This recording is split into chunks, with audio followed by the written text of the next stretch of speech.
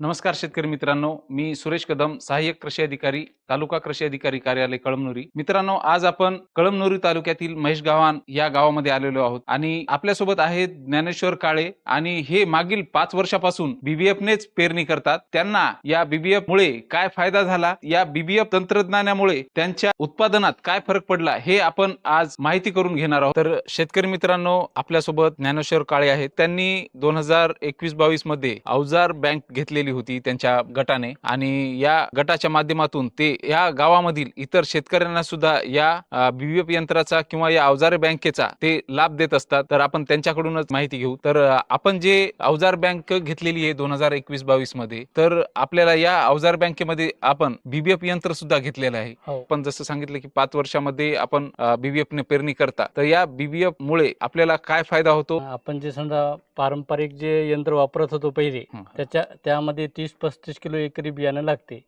पण आता बीबीएफ न समजा एक 18 ते 20 किलो बियाणं लागते. हा सर्वात मोठा सुरुवातीचा त्याचा फायदा आहे. आणि त्याच्यानंतर जे आंतरमशागत पण आहे, फवारणीमध्ये जे जेव्हा पीक वाढते तेव्हा अडचणीचं याच्यामध्ये जात नाही. बीबीएफ न पेरणी केली तर सरी पडल्यामुळे त्यामधून आपल्याला फवारणी करण्यासाठी सोपं जाते. अच्छा. पुन्हा जास्त जर पावसाचा खंड पडला तर ते बेड असल्यामुळे ते एक ओलावा धरून ठेवते. आणि जर करता पाऊस जास्त जर झाला तर ते सरीनं पाऊस निघून जाते बाहेर शेताच्या. त्याच्यामुळे पिकाला काही धोका पोहोचत नाही. तुम्ही सांगितलं की मागील 5 वर्षापासून तुम्ही या तंत्रज्ञानाचा वापर करता. जसं की तुम्हाला जेव्हापासून अवजार बँक मिळाली त्यावेळी, तर तुम्ही जे पहिल्या वर्षी पेरणी करताना तुम्हाला काय अडचणी आल्या? 2च एकरची पेरणी केली. अच्छा. कारण बियाणं खूप कमी वाटत. आपल्याला सवय आहे की बाबा जास्त बियाणं एकरी पडलं पाहिजे. आणि याच्यामध्ये जे आहे तर 18-20 किलो पडायला आपल्याला जास्तीत जास्त 22 किलो पडते. म्हणजे प्रत्येक शेतकऱ्याला वाटते की जास्तीत जास्त आमचं बियाणं कमी पडलं,